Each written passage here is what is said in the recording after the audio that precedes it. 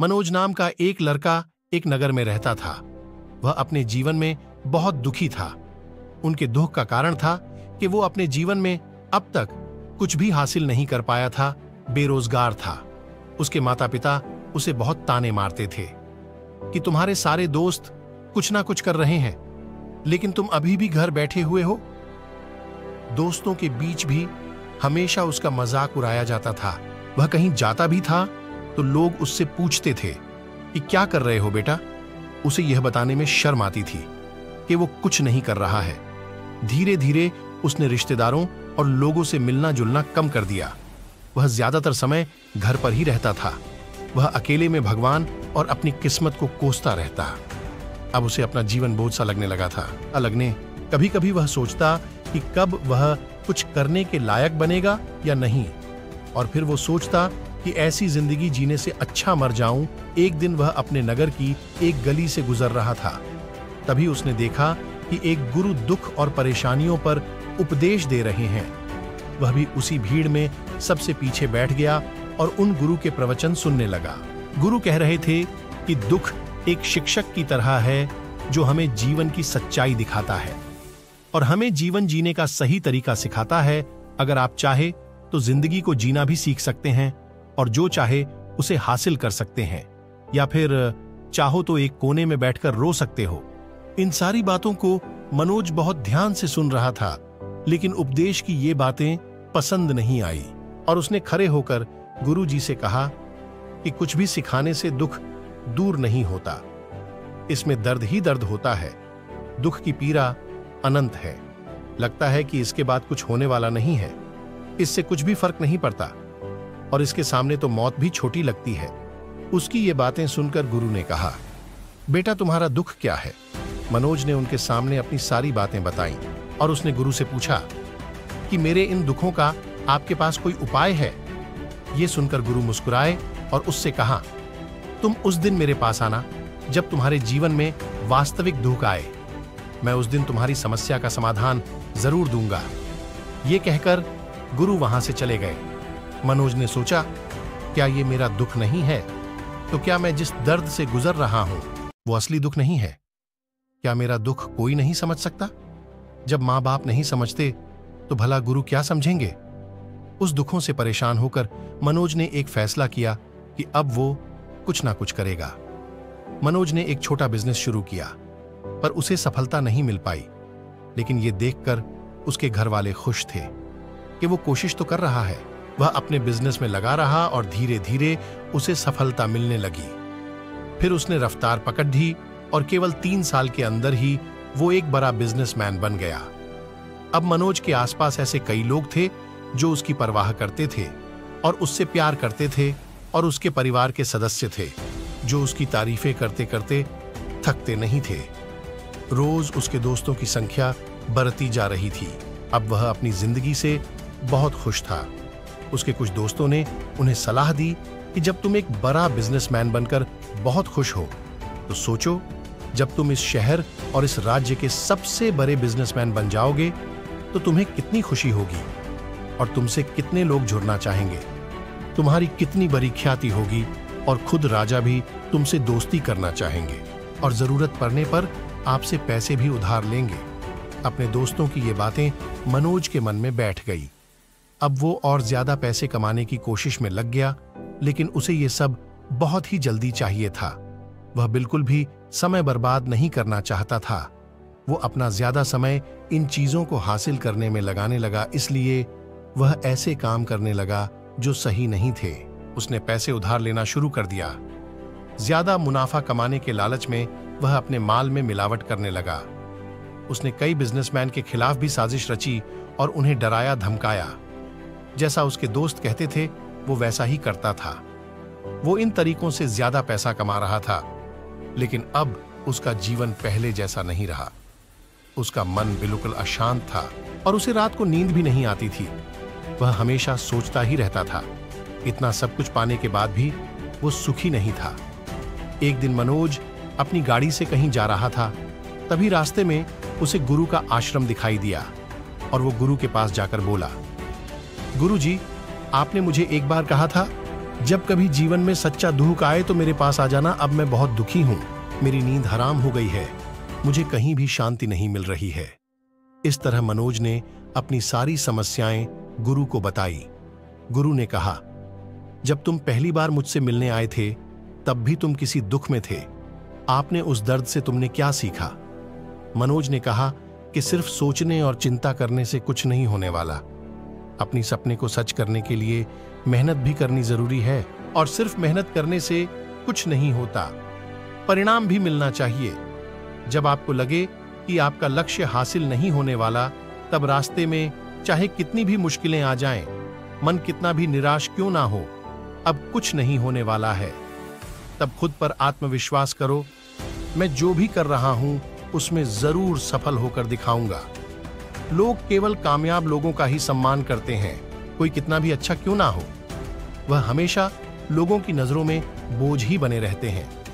ये सब सुनकर गुरु मुस्कुराए और बोले, ये वास्तविक दुख नहीं है। तुम्हारे जीवन में वास्तविक दुख आए तब मेरे पास आना, मैं उसे ठीक कर दूंगा। मनोज ने जाते समय गुरु को सोने के सिक्कों से भरा घड़ा भेंट किया। ये देखकर गुरु ने कहा कि यह मेरे किसी काम का नहीं है, उस पैर के नीचे एक गड्ढा खोदकर गाड़ दो। मनोज ने घड़े को पैर के नीचे दबा दिया। जैसा गुरु ने बताया उसने वैसा ही किया और वहां से चला गया। कुछ दिनों से उसका कारोबार ठीक चल रहा था, लेकिन व्यापार के गलत तरीके के काम करने पर उसे धीरे धीरे व्यापार में घाटा होने लगा। उसकी सारी दौलत धीरे धीरे खत्म होती जा रही थी, और एक दिन ऐसा भी आया जब उसके पास कुछ भी नहीं बचा और उस पर कर्ज का बोझ चढ़ गया। लेकिन वो थोड़ा टेंशन फ्री था, क्योंकि उसने अपना सारा कर्ज अपने दोस्तों से लिया था। उसने सोचा था कि उसके दोस्त बुरे वक्त में उसके साथ खड़े रहेंगे, लेकिन ऐसा कुछ भी नहीं हुआ। जैसे ही बुरा वक्त आया, दोस्त पहले उससे कर्ज मांगने लगे। अगर उसने कर्ज नहीं लौटाया तो उन्होंने उसे जान से मारने की धमकी भी देने लगे।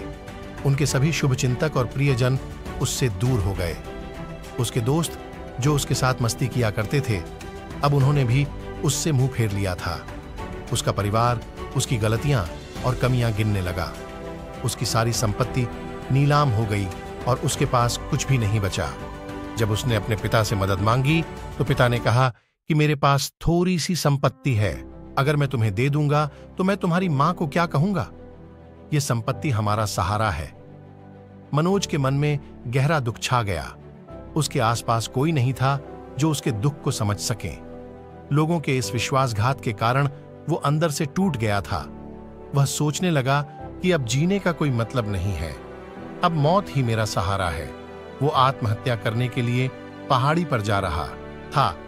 तब उसे याद आया कि गुरु ने उससे कहा था, तब मेरे पास आना जब तुम्हारे जीवन में वास्तविक दुख आए।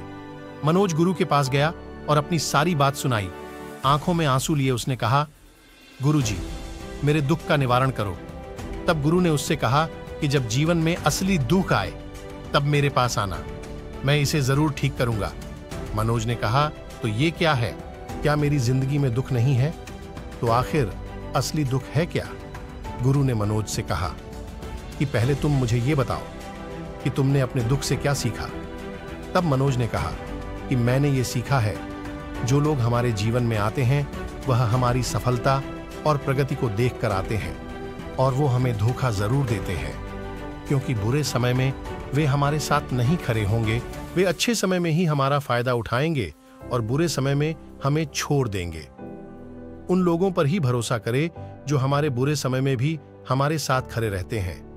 लेकिन ऐसे लोग बहुत कम हैं, लेकिन जिनके पास है उन्हें उनकी सराहना करनी चाहिए, उनका अपमान नहीं करना चाहिए। कभी भी किसी के खिलाफ साजिश नहीं रखनी चाहिए। अपना काम ईमानदारी और धैर्य से करे और कभी लालची ना बने। अपने सारे दुख दर्द और अनुभव बताने के बाद मनोज गुरु जी के सामने आंखों में आंसू लिए बैठ गया। कुछ देर बाद गुरु उठे और पैर के नीचे गड्ढा खोदा और वो घड़ा निकाला जो सोने के सिक्कों से भरा हुआ था। उन्होंने मनोज को देकर कहा, मैंने तुमसे कहा था कि मेरे पास तब आना जब तुम्हारे जीवन में वास्तविक दुख हो, तब मैं तुम्हारी मदद जरूर करूंगा। मनोज ने अपने गुरु को धन्यवाद दिया और उसे प्रणाम करके चला गया। उस पैसों से उसने फिर एक छोटा सा बिजनेस शुरू किया, लेकिन अब वो छोटा व्यापारी बनकर बहुत खुश था। उसने पूरी लगन और ईमानदारी से कारोबार किया और जल्द ही वह अपने शहर का एक बड़ा व्यापारी बन गया। उसका जीवन सुख सुविधाओं से भर गया था। लेकिन कोई कितना भी अच्छा क्यों ना हो, लेकिन जीवन में दुख तो आता ही है। तो मनोज के जीवन में भी दुख आया। उसके माता पिता की मृत्यु हो गई। वे दोनों एक ही दिन मर गए। मनोज अपने माता पिता से बहुत प्यार करता था, इसीलिए उनके निधन से उसे गहरा सदमा लगा। अंतिम संस्कार किया गया। उसने अपने माता पिता का शव जलते हुए देखा तो उसका मन बेचैन हो गया। उसके मन में कई सवाल उठने लगे। वह घर वापस आ गया। उसने अपने माता पिता के घर और संपत्ति को देखा, जिसके लिए उसके पिता हमेशा लड़ते थे। आज वो खाली पड़ा था। जिन्होंने इसकी देखभाल की, इसके लिए लड़ने वाले इस दुनिया से चले गए। उसके पिता ने जो कुछ कमाया वो सब यहीं रह गया।